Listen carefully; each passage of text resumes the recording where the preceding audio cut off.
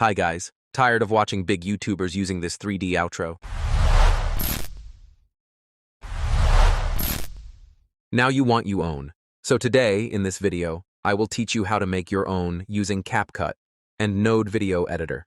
So let's begin. Install the APK of Node given in my Telegram channel. Make sure to use Z Archiver.